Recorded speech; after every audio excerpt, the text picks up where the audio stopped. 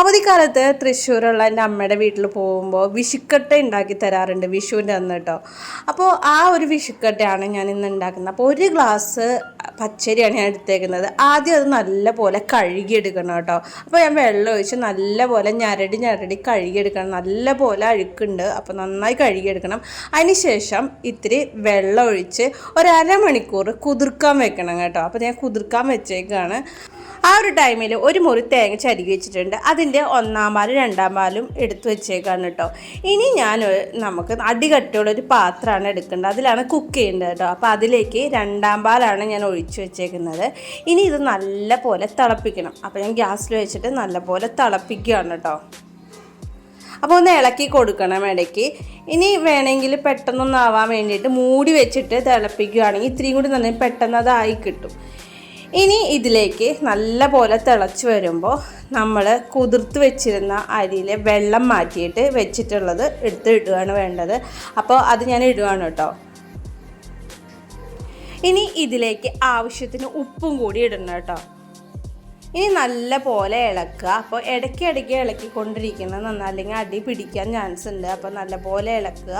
അപ്പോൾ നമ്മൾ തേങ്ങാപ്പാലിൽ തന്നെ നമ്മളിത് ചെയ്യണം കേട്ടോ. അതിൽ വെള്ളം ഒഴിക്കുകയൊന്നും ചെയ്യരുത്. അപ്പോൾ 2-ാം പാലിലാണ് നമ്മളിത് ചെയ്യണത്. ആദ്യം തുറന്ന് വെച്ചെന്നെ ഒന്ന് തിളപ്പിച്ച ശേഷം ലോ ഫ്ലെയിമിലിട്ടിട്ട് അടച്ച് വെച്ചിട്ട് ഒന്ന് വേവിക്കുക കേട്ടോ. ഒരു 10 മിനിറ്റ് മതി. ഇനി തുറന്ന് വെച്ചിട്ട് ആ വെള്ളം ഒന്ന് വറ്റിക്കുക, തേങ്ങാപ്പാലുണ്ടല്ലോ ഒന്ന് വറ്റിക്കുക. അതിന് ശേഷം 1-ാം പാൽ ഒഴിച്ച ശേഷം കുറച്ച് ജീരകം കൂടി ഇട്ടിട്ട് നല്ല പോലെ വറ്റിക്കണം.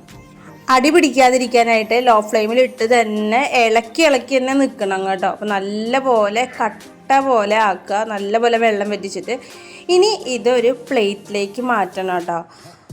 അപ്പോൾ ചൂടാറാൻ വേണ്ടിയിട്ട് ഞാനൊരു പ്ലേറ്റിലേക്ക് മാറ്റുകയാണ്. എന്നാലാണ് നമുക്കത് കട്ട പോലെ കിട്ടുള്ളൂ. അപ്പോൾ വേണമെങ്കിൽ ഒന്ന് നെയ്യൊക്കെ ഒന്ന് പരട്ടിയ ശേഷം പ്ലേറ്റിലേക്ക് വെച്ചാൽ ഞാനിപ്പോൾ ഒന്നും ചെയ്തിട്ടൊന്നുമില്ല. ഇതിപ്പോൾ എങ്ങനെ ചെയ്ത് കഴിഞ്ഞാലും ചെറുതായിട്ട് പൊടിഞ്ഞ് വരും. അതാണ് വിഷുക്കട്ടയുടെ ഇത് വെച്ചാൽ നമ്മൾ വിചാരിക്കുന്ന പോലെ ഷേപ്പിൽ കിട്ടില്ല. അതിങ്ങനെ സൈഡൊക്കെ പൊടിഞ്ഞ് നിൽക്കും.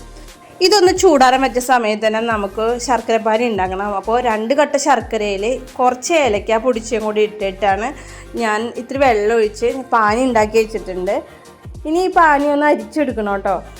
അപ്പോൾ അത് മാറ്റി വെച്ചിട്ടുണ്ട്. ആ സമയം കൊണ്ട് ഇതൊന്ന് ചൂടാറി വന്നിട്ടുണ്ട്. ഇനി ചെറിയ കട്ടകളാക്കണം കണ്ടോ. ഞാൻ പറഞ്ഞ പോലെ ചെറുതായിട്ടൊന്ന് പൊടിയുന്നുണ്ട്. അപ്പോൾ ഞാൻ ചെറിയ കട്ടകളാക്കുകയാണ് കേട്ടോ. അപ്പോൾ ഇതേപോലെ ഒന്ന് കട്ടകളാക്കി വെച്ചിട്ടുണ്ടെങ്കിൽ അത് ഓരോന്നായിട്ട് എടുക്കുകയാണ് ചെയ്യുന്നത്.